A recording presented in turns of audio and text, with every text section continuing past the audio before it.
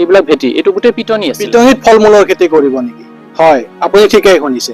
পিটনিতো ফল মূলৰ খেতি সম্ভৱ, অথবা বানপীড়িত অঞ্চলতো ফল মূলৰ খেতি কৰিব পৰা যায়।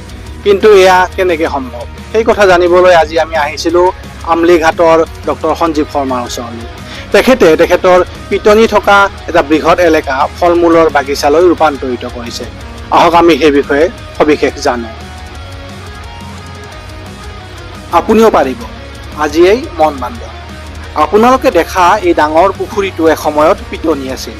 ঠাইখিনি ইমানেই দ আছিল যে তাত দ মাটিত কৰা পাৰা ঘাঁহৰ খেতিও কৰিব পৰা সম্ভৱ নহৈছিল। কিন্তু সেই বৃহৎ পিটনি আজি আৰু নাই। পিটনি গুচি তাৰ চাপৰ ভেটিত পুখুৰী হ'ল। ওখ ভেটিত বিধে বিধে লাভজনক ফল মূল আৰু পাচলিৰ খেতি। আম, ড্ৰেগন ফল, মধুৰিআম, অমিতাৰ পৰা কললৈ কি নাই তাত। পিটনিৰ সলনি সুন্দৰকৈ গঢ়ি তোলা এইখন কৃষি পামত ঘূৰি ফুৰিছে। আপুনিও পাৰিব, অলপ অলপকৈ আৰম্ভ কৰক। দ মাটি, একো খেতি নহয়, পানীৰ বাবে একো খেতি কৰিব নোৱাৰে, তেনেকে ভাবি হাত সাৱটি বহি নাথাকিব। মাটিখিনি এনেয়ে পেলাই নথব, উপাৰ্জনৰ পথ উলিয়াওক। পদ্ধতিগতভাৱে উন্নত কৰি কৃষি উপযোগী কৰি গঢ়ি তোলক আপোনাৰ সেই পৰি থকা মাটি। লাগিলে কেইবাজনো লগ লাগক। স্ক্ৰীণত ডক্টৰ সঞ্জীৱ শৰ্মাৰ মোবাইল নম্বৰটো দিয়া আছে, তেওঁক যোগাযোগ কৰক। আমলিঘাটৰ মনোহৰ ধাম কৃষি পামলৈ আহি এদিন থাকি যাওক। বিনামূলীয়াকৈ কৃষি কৌশল শিকি উভতি যাওক আৰু কামত ধৰক। আপুনিও পাৰিব। বহিৰাজ্যলৈ কোম্পানীৰ কাম বিচাৰি গৈ ভৱিষ্যত নষ্ট নকৰি। নমস্কাৰ, মই অৰূপ চান্দিল্য।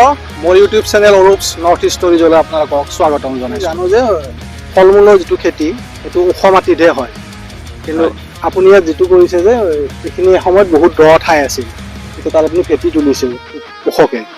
গতিকে আমাৰ যিহেতু বানপীড়িত অঞ্চল অসমৰ বহু ঠাই, সেই বানপীড়িত অঞ্চলৰ কৃষকসকলেও যাৰ দ ঠাই তেওঁলোকেও নিশ্চয় ফল মূলৰ খেতি কৰিব পাৰিব। আপুনি যিটো পদ্ধতিত খেতি কৰিছে সেই বিষয়ে অকণমান জনাই দিব নেকি? আৰু এই পদ্ধতিটোৰ নাম কি বুলি কয় আপুনি? এইটো মানে চাওক, য'ত আমাৰ সৰহসংখ্যক, মই কওঁ যে লোৱাৰ আছামৰ প্ৰায় 30% মাটিখিনি আমাৰ 20%তকৈ বেছি মাটিয়ে এনেকুৱা পৰিৱেশত আছে য'ত ভাবক এটা ধান খেতি বা তাৰ কেতিয়াবা ধান খেতিও কৰিব নোৱাৰে আপুনি, পানী ইমানে বেছি হয়। যেতিয়া 1 আঁঠু বা 2 ফুট 3 ফুট পানী হয় একো কৰিব নোৱাৰে। তো মাটিখিনি এনেই থাকে আৰু খৰালিত আমি অকণমান সময় তাক শুকান পাওঁ। তো সেই মাটিখিনিক আমি এই যিটো ইয়াত আমি কৰিবলৈ চেষ্টা কৰিছোঁ, আজি 4-5 বছৰ 6 বছৰে হ'ল আমি এই পদ্ধতিত কৰি আছোঁ। এইটো পদ্ধতি আমি আচলত ভিয়েটনাম, টাইৱান এইবিলাক দেশত আগতে আমাৰ পুষ্পধৰ দাস পুষ্পদা গৈছিলে, তেখেতে ফটো কিছুমান আনিলে। তাৰপিছত আমি ইউটিউব চালোঁ। শুভংকৰ সাহা আমাৰ ষ্টুডেণ্ট, তেওঁ এতিয়া ধুবুৰী কলেজত আছে। তেখেতসকলে চাই ফটো যেতিয়া লৈ আহিলে আমি কথা পাতিলোঁ, তো আমাৰো এটা সাহস হ'ল। তো সেই ধৰণে কামখিনি আৰম্ভ কৰিছিলোঁ, কিন্তু এতিয়া খুব ভাল দেখিছোঁ। আৰু আমাৰ নলবাৰী কৃষি যিখন হৰ্টিকালচাৰ কলেজ, অসম কৃষি বিশ্ববিদ্যালয়ৰ অধীনত, সেইখন কলেজৰ পৰিৱেশটো সেইটো ল' লাইং এৰিয়া, বিল নিচিনা পৰিৱেশ, সেইকাৰণে দ ঠাই সেইটো। তাত আমাৰ চেলেঞ্জ হৈছিলে, কিন্তু সেইকাৰণে আমাৰ ফাৰ্মিং চিষ্টেম ৰিচাৰ্চ বুলি নাম দিয়া হৈছে। আৰু নামাকৰণটোৰ লগত আমি কেনেধৰণে সেই মাটিখিনি ব্যৱহাৰ কৰি কৃষকৰ কাৰণে যদি টেকনলজি দিব পাৰি সেই ধৰণে চিন্তা কৰিছে আমাৰ আমাৰ ভাইচ চেঞ্চেলৰ ছাৰ এক্স। আৰু সেইধৰণে আমি তাতো যথেষ্ট এই ধৰণৰ কাম কৰিছোঁ। এতিয়া ভেটি এইটো গোটেই পিটনি আছিলে। ইয়াত আমাৰ পাৰা ঘাঁহটো আমি এটা সময়ত কাটিব নোৱাৰো, কিয় ইমান পানী হয়। যিহেতু পাৰা ঘাঁহটো পানী দ ঠাইত হয়, তো ইমানে পানী হয়। তো এতিয়া কিন্তু আমি যেতিয়া দেখিলো যে নাই এইটো নহ'ব, তেতিয়া আমি এই ধৰণৰ মাজত খান্দি পেলাই ভেটি তুলিলো। তাৰপিছত প্ৰায় 3 বিঘাৰ প্লট এটা আমি এনেকে বনোৱাৰ পিছত দেখিলো যে প্ৰায় আধা 1.5 বিঘাৰ পৰা 2 বিঘাই অলমষ্ট আপোনাৰ ওখ মাটি দৰা হৈছে। আৰু এই বিঘা আমি তলত দ ঠাই য'ত পুখুৰীৰ নিচিনা। পিটনিৰ কথা গোটেইখিনি জাবৰ গুচাই ল'ব লাগিব। জেচিবি বা আমাৰ আজিকালি মেচিনহে, তো জেচিবি দি পেলাই আপুনি গোটেই মাটি খান্দি ধুনীয়াকে ওখ কৰি ল'লে।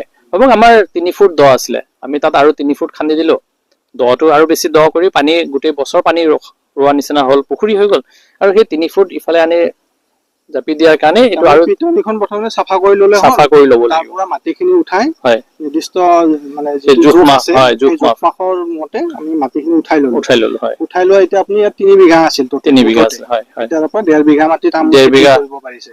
ওখ মাটি ওলাইছে। এইটো আম আছে, সেই চাইডত চাওক মধুৰি অমিতা আছে সিফালে, তো সিটো ৰাইট চাইডে আকৌ বেলেগ এটা শস্য আছে। এইটো আম বুলি নহয়, আপুনি তাতে ওখ যিহেতু মাটি পালো, গোটেই বছৰ আপুনি শাক পাচলিয়ে কৰে বা বেলেগ কিবা খেতিয়ে কৰে, আপোনাৰ আমাক লাগে যে গোটেই বছৰ আমি ওখ দৰা এটা বিচাৰিছো য'ত আমি কৃষি কাৰ্য কৰি থাকিব পাৰো, হয়নে? আৰু তলৰ যিখিনি দ ঠাই হ'ল, ইয়াত ধুনীয়াকে আপুনি এবিঘাৰ পুখুৰী বুলি ধৰি লওক, এবিঘাৰ পুখুৰীৰ পৰা আপুনি কমেও 40-50 হাজাৰ টকা বছৰি আমি ইনকাম কৰিব পাৰো। তাৰমানে শাক পাচলি, ফল মূল, মাছ গোটেইখিনি একেলগে এইটো পদ্ধতিত কৰিব পৰা যায়।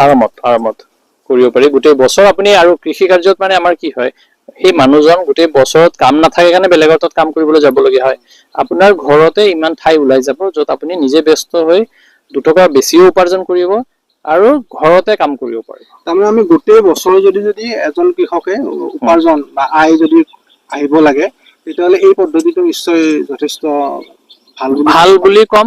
আপোনাৰ ঠাইটো লৈ পেলাই যদি ভাবক এনেকুৱা ঠাই য'ত পিটনি আছে বা বহুত দ ঠাই, পানী হয় বা বেলেগ খেতি কৰিব নোৱাৰে, ধান কৰিছে, ধানো ভাবক আপুনি খুব কষ্টকে কৰিছে, কেতিয়াবা অলপ পানী হ'লে জমা হৈ যায়, বেছি হৈ যায়, তেতিয়া আপুনি এই ধৰণৰ পদ্ধতিত যাব লাগে। এতিয়া খৰচৰ কথাটো ময়ে আপোনাক কৈছো, খৰচটো আমি বহুত সময়ত ভাবো যে আমাৰ কৃষকে নোৱাৰিব, কম বহুত খৰচিলা, কিন্তু মোৰ মতে ভাবক এবাৰ আপুনি এবিঘা যদি ঠিক কৰিব যায় 50-60 হাজাৰ টকাতকে বেছি খৰচ নপৰে। যিটো যদি 50 হাজাৰ টকা যোগাৰ কৰি ল'ব পাৰি, কিয় জেচিবি টো 3 দিন বা 4 দিন যদি চলে, আপোনাৰ এবিঘা মাটি ধুনীয়াকে সি বনাই থৈ যাব।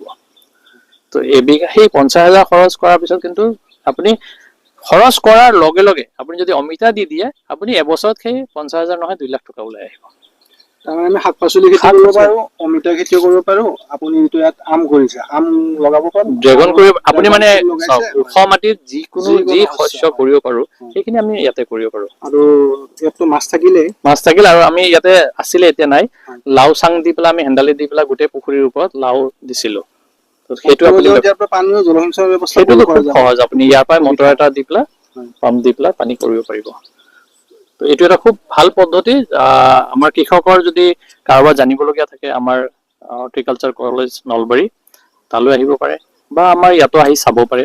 এতিয়া যদি কোনোবা কৃষকে, অসমৰ যিকোনো ঠাইৰ কৃষকে এই পদ্ধতিটোৰ বিষয়ে জানিব খুজিছে, বা আপুনি আমৰ খেতি কৰিছে, ড্ৰেগন বা মধুৰিআমৰ খেতি কৰিছে, কোনোবা যদি আহিব খোজে, আমলিঘাটৰ মনোহৰ ধামলৈ আহিব পাৰিব, যিখন কৃষি পাম, হয়, ইচ্ছা কৰিব।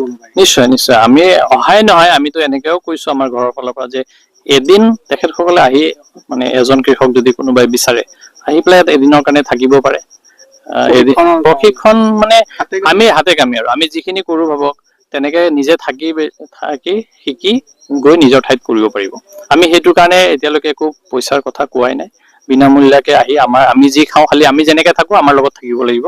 বহুত ভাল পৰিৱেশ বুলি নকওঁ, কিন্তু আমি থকাকে পৰিৱেশত আছো, আহি শিকিব পাৰে। তাৰমানে আমাৰ কৃষক বন্ধুসকলক কৈছো, যিসকলে ইচ্ছা কৰে, যাৰ সঁচাকে ইচ্ছা আছে, তেওঁলোকে এদিন আহি ইয়াত হাতে কামে শিকিব পাৰিব। এইখিনি কৈছো আকৌ মৰিগাঁও জিলাৰ আমলিঘাটৰ মনোহৰ ধাম কৃষি পাম।